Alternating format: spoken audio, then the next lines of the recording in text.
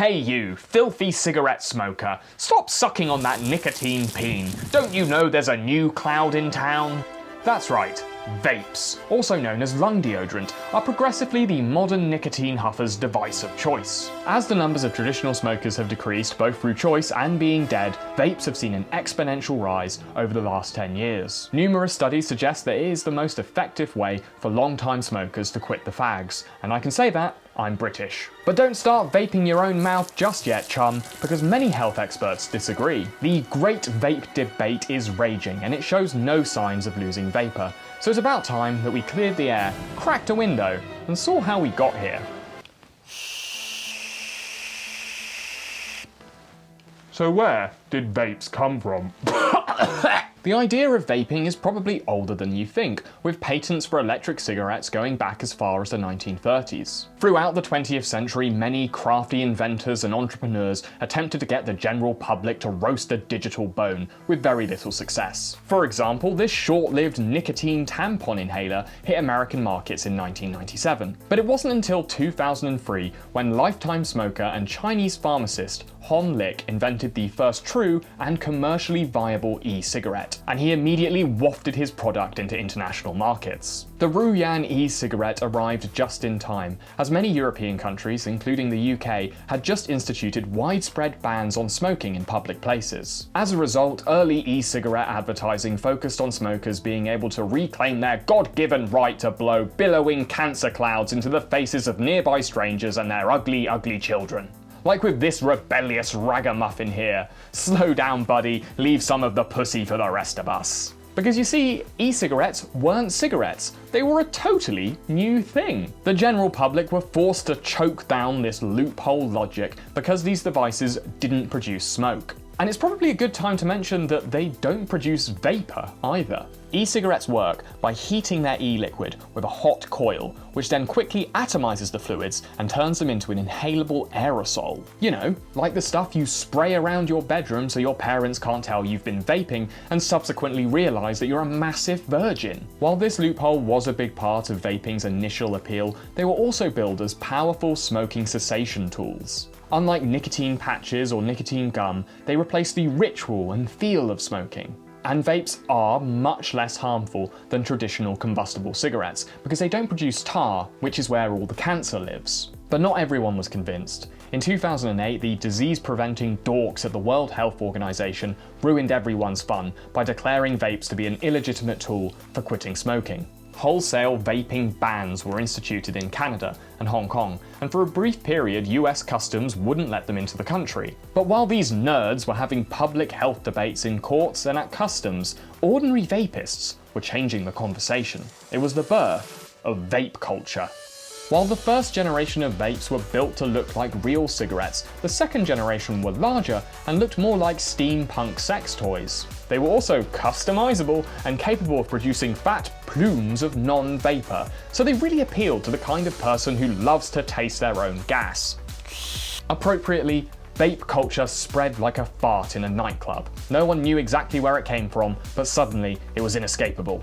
And it was at vape conventions like this where the popular image of the serial vapist began to form. E-liquid flowed like wine, the chicks were bodacious, and the air positively buzzed with strawberry-flavored excitement. And nearly all these conventions would conclude with a triumphant gang vape on the expo floor. We also see the emergence of the vape trick, also known as decorative breathing. The classic vape trick usually involves blowing some kind of vaporous anus so that you can literally blow smoke up your own floating butthole. The number of vape tricks seems limitless, until you research them like I have, and then you realize there's about 5. There's the face prison, the flushing toilet, breathing into a cup, apparently, the smoke schlong, and there's this, the double nostril smoke sneeze. Wait a minute, that's just breathing out of your nose. I can do that.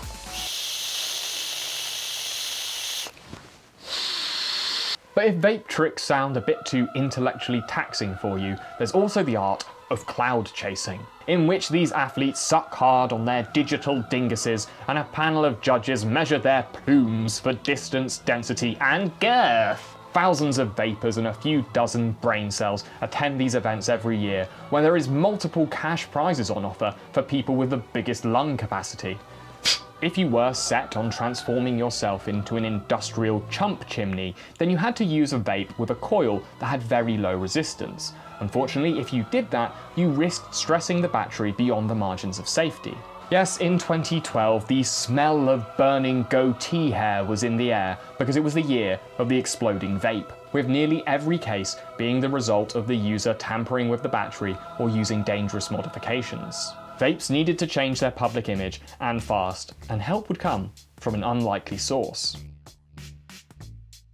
In 2013, vapes were a very popular method to help people quit smoking, but it was also an industry with very high profit margins. Coincidentally, it was around this time that big tobacco companies finally decided that they wanted to help their loyal victims, customers, finally quit the fags too. British American Tobacco, Lolliard and Philip Morris all bought major stakes in vaping companies. And it was a win-win for them, because it meant that they could look like they were doing something about the 6 million corpses they produce every year, and they could finally circumvent all those pesky anti-tobacco advertising laws.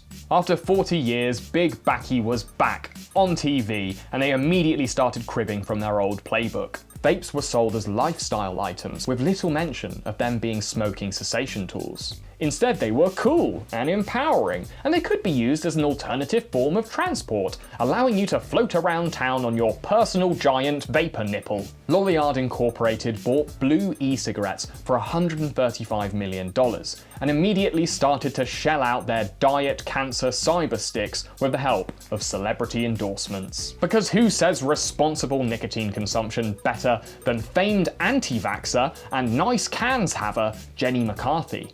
You know, I love being single, but here's what I don't love. Your kids? A kiss that tastes like an ashtray. Oh. Blech. I'm Jenny McCarthy. Thanks to Big Backy's bags full of cash, vape sales doubled in just 1 year. And in 2014, vapes were on everybody's lips, as the Oxford English Dictionary announced the word vape was their word of the year. In 2015, though, vapes evolved again, when the trustworthy scamps over at Philip Morris acquired a 35% stake in a little company called Juul. At its peak, Juul accounted for nearly 3/4 of all e-cigarette sales. Its success is often attributed to its sleek, sexy design and its subtle pen drive style so that people can vape in incognito mode. But Juuls are a lot like semi-automatics. They're both fire sticks that give you an inflated sense of self-worth, and America seems to have a problem keeping them out of schools. The Juul became extremely popular with young people, especially among those who had never picked up a cigarette before. This was in large part thanks to Big Backy's early social media campaigns, which are currently under FTC criminal investigation and have therefore been scrubbed from the internet. Juul had to stop these campaigns, but the damage was already done because now the kids are doing it for themselves. Vape tricks are one of the easiest ways to get views on the internet that doesn't involve cats or faking your girlfriend's death. In 2018, there was a 78% increase in high school vaping, with many of these kids blissfully unaware that these products even contained any nicotine. And I'll be honest, this really shocked me. So I just want to take a moment now to talk directly to the youth of America. Sup, America's youth? Let me just AC Slater this bitch. And we can rap. You won't understand that reference, but I understand you. I know you guys like to get turned and look cool on TokTik, but vaping? Really? Don't you know that weed is legal in your country? At least in the places worth visiting. And have you ever heard of this thing called acid? It's awesome, and you can buy it online. Look, I'll show you how. First, you're going to have to download Tor. Thanks to Juul and Big Tobacco, vaping went mainstream. It was no longer just for people quitting smoking or for Fred Durst lookalikes to blow fat plumes. They are a legitimate lifestyle product, safer than cigarettes, but still not good for you. And now that innocent children were on the line and not just filthy, dirty smokers, the anti-vape activists went into overdrive. Like the people who made this rather extreme anti-vaping commercial that suggests vapes can give you a terminal case of the face snakes. It can expose your lungs to acrolein, which can cause irreversible damage. Ugh, gross. But scare tactics like this have a habit of backfiring. Teenagers, for the most part, aren't stupid, and when they see their friends vaping and their faces don't explode into a worm farm, they're going to think you're full of shit. But then again, in 2019, vapes did start to kill people. Fourth death has been linked to vaping-related lung illness in Illinois. Experienced a lung injury due to e-cigarettes or vaping. 42 people, including 2 from Missouri, have died, and those numbers continue to climb. Yes, EVALI, which stands for Electronic Cigarette Vaping Product Use Associated Lung Injury. Jesus, whoever came up with that should be shot for crimes against syllables. Since April 2018, there have been 68 deaths and over 2,500 hospital cases associated with EVALI. It seemed like the anti-vape activists had a point. This was a genuine vapor-demic, and the American Medical Association advised the country's 11 million vapers to quit. Politicians started to demand an outright ban on all vaping products, with a special focus on those e-liquid flavors that were apparently so appealing to children. But something wasn't adding up.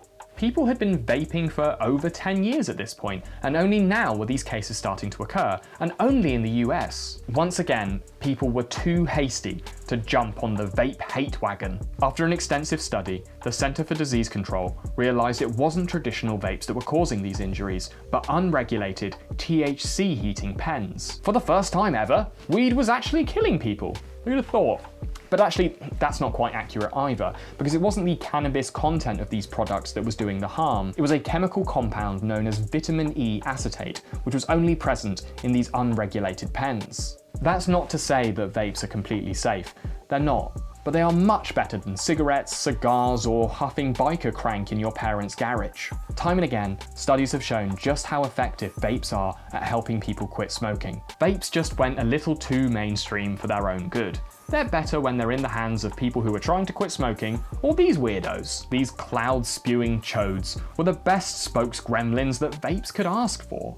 They simultaneously raised vapes' public image and made them look really lame. These humble vapists are... You know what, no.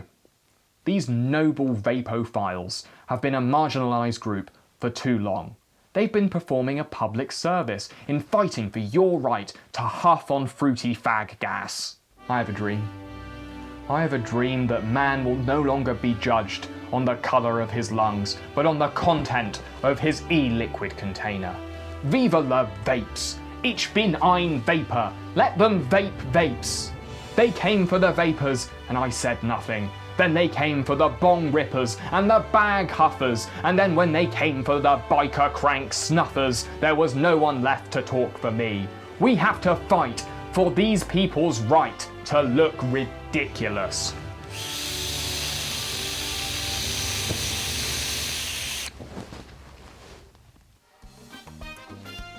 Oh hi, didn't see you there. Thanks for watching, and if you like what I've put out so far, please consider supporting me on Patreon, like these lovely people, and follow me on Twitter, so the next ordinary thing can be delivered straight to your face.